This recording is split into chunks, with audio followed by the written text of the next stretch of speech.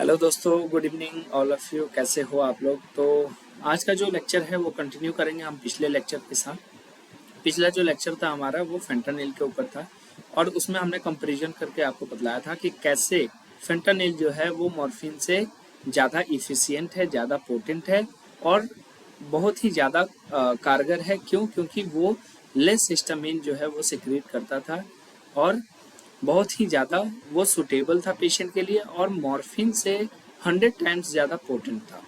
ठीक है दोस्तों, तो आज हम लोग पढ़ेंगे फेंटानिल का जो डोज है ना। तो चलिए शुरू करते हैं आज का लेक्चर। तो ये है precision dosing required strict titration to the specific clinical application. तो स्टैंडर्ड आईवी बोलस की बात करें तो हम 1 to 2 माइक्रोग्राम, याद रखिएगा 1 to 2 माइक्रोग्राम पर केजी हम दे सकते हैं। तो स्टैंडर्ड आईवी बोलस की बात की जा रही है जहां पर मेंटेनेंस के लिए हम लगभग मेंटेनेंस के लिए आइदर सिडेशन या एनेस्थीसिया मेंटेनेंस के लिए जो है या पेन मेंटेनेंस के लिए जो है हम बोलस का यूज कर रहे हैं। यहाँ पे अगर हम एनेस्थीसिया के लिए अगर हाई डोजेज की बात करें तो 50 to 100 माइक्रोग्राम पर केजी जो है हम यूज करते हैं, है ना। एग्जाम्पल के तौर पे कार्डियक सर्जरी यहाँ पे मेंशन किया गया है। Application span from the operating theatre to chronic out patient management. तो chronic out patient pain management के लिए जो है वो हम कैसे इसका यूज करते हैं। तो ऑपरेशन थिएटर में जो है इंडक्शन ऑफ एनेस्थीसिया के लिए इसका यूज किया जाता है, मेंटेनेंस ऑफ एनेस्थीसिया के लिए इसका यूज किया जाता है और एनाल्जेसिया ड्यूरिंग सर्जरी के लिए यूज किया जाता है। तो ये तीनों पॉइंट्स बहुत इंपॉर्टेंट है, आप याद रखोगे। आईसीयू में भी इसका यूज होता है डीप सिडेशन के लिए और मैकेनिकली वेंटिलेटेड जो पेशेंट होते हैं उनमें डीप सिडेशन की जरूरत जो होती है वो कौन पूरा करता है? आपका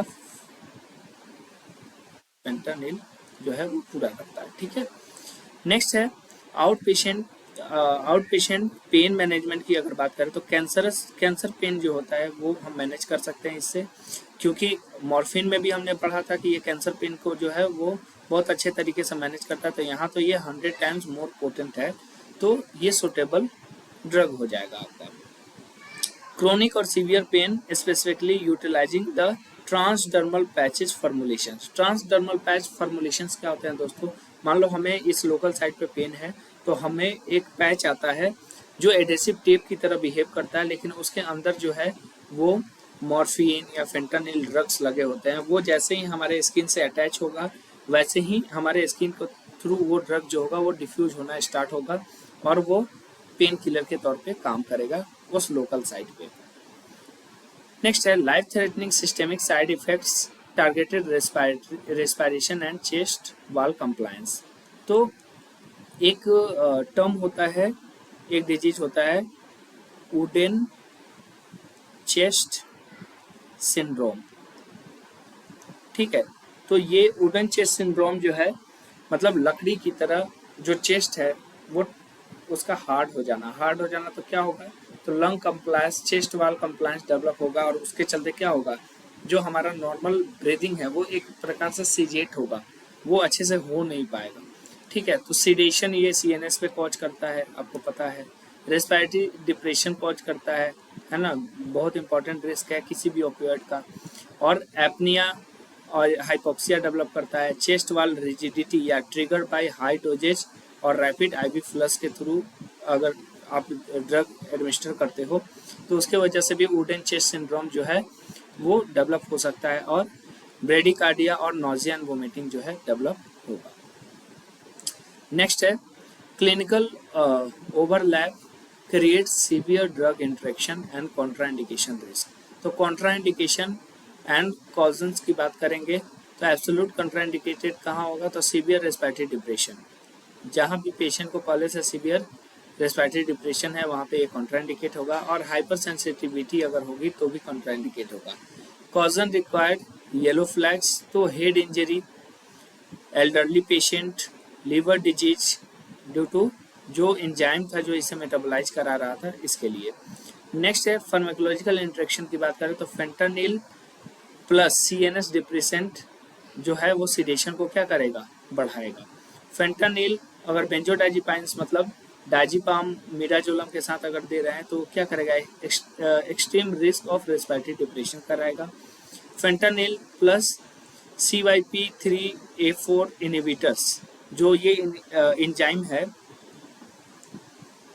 जो आपके लीवर में पाया जा रहा था, जो फेंटानिल को क्या कर रहा था, मेटाबोलाइज कर रहा था। अगर ये एंजाइम का इनहिबिटर दे दे जो इसे इनहिबिट करे, इसको सिक्रीट ना होने दे, और तब फेंटानिल दे, तो क्या करेगा, इंक्रीज फेंटानिल ब्लड लेवल और डिलेड क्लियरेंस आपको देखने को मिलेगा, क्योंकि ड्रग मेटाबोलाइज नहीं होगा तो क्लियर क्या होगा।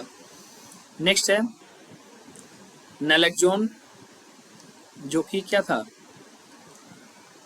नैलेक्सोन क्या था, इसका जब पॉइजनिंग होता था, ओपियोइड पॉइजनिंग होती थी, तो हम एंटीडोट के रूप में दे रहे थे। Provide rapid competitive chemical reversal at the receptor level, तो रिसेप्टर पे ये जो आपको क्या करता है, ये फ्री करा के देता है।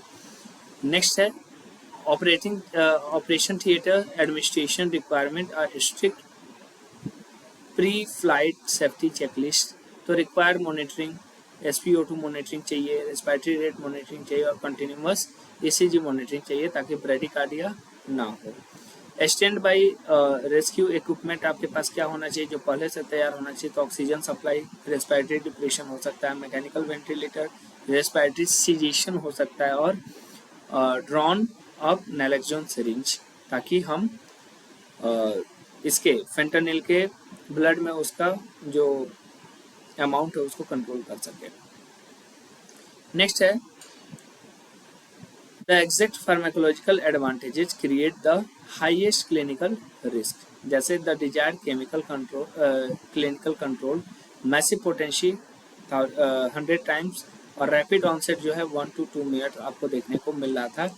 ये किसके कंपेरिजन में बात की जा रही है, तो फेंटानिल का अदर जो है जैसे मॉर्फिन के कंपेरिजन में बात की जा रही है। दूसरी तरफ क्या देखने को मिल रहा है, इमीडिएट और प्रिसाइज पेन कंट्रोल आपको देखने को मिल रहा है, स्टेबल हीमोडायनेमिक्स देखने को मिल रहा है जो मॉर्फिन और अदर एजेंट के साथ नहीं देखने को मिल रहा था, और perfect for high stake induction. Fentanyl leaves zero margin for error, मतलब अदर अगर ड्रग के कंपेयर में बात करोगे तो ये बहुत बेस्ट चॉइस है और बहुत परफेक्ट ड्रग है। The speed and power that make it the ultimate tool for hemodynamic stability in cardiac surgery are the exact mechanism that will induce rapid hypoxia without rigorous mechanical ventilation preparation. Intrinsic danger की बात करें तो massive potency plus rapid onset और immediate respiratory depression, sudden apnea, chest wall rigidity if pushed too fast. Next है core clinical data required for rapid exam and viva recall, तो क्या चीज़ें आपको पूछी जाती हैं, है ना, वो आप तो इसमें क्या है कि वाइवा टॉपिक क्या है, व्हाट इज इट, कोई पूछे क्या है, तो सिंथेटिक ओपियोइड है, मतलब व्हाट इज इट का मतलब क्या है कि फेंटानिल क्या है, तो सिंथेटिक ओपियोइड है, और किस ग्रुप से बिलोंग करता है, तो ये इसका ग्रुप हो गया। पोटेंसी अगर मॉर्फिन के कंपेरिजन में देखा जाए तो 100 टाइम्स ज़्यादा पोटेंट है, फास्टर ऑनसेट और शॉर्टर ड्यूरेशन है, कितना था 30 to 60 मिनट आपको ड्यूरेशन देखने को मिलता था, एक्शन जो था 1 to 2 मिनट देखने को आपको मिल रहा था। ठीक है दोस्तों, और मिनिमल हिस्टामिन रिलीज कर रहा था और बहुत ही ज़्यादा हीमोडायनेमिकली स्टेबल था ये ड्रग।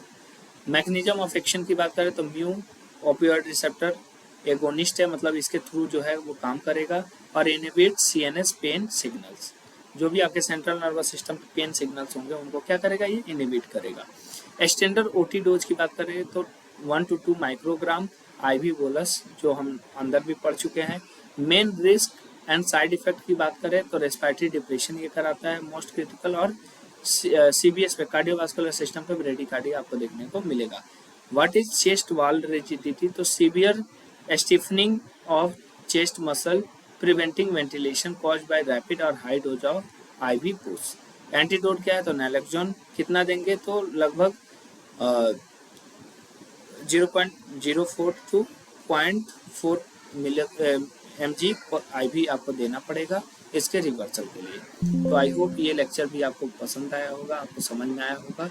मिलते हैं दोस्तों नेक्स्ट वीडियो में नेक्स्ट टॉपिक के साथ। तब तक के लिए आप बने रहिए हमारे साथ went and vital YouTube channel पे। थैंक यू दोस्तों।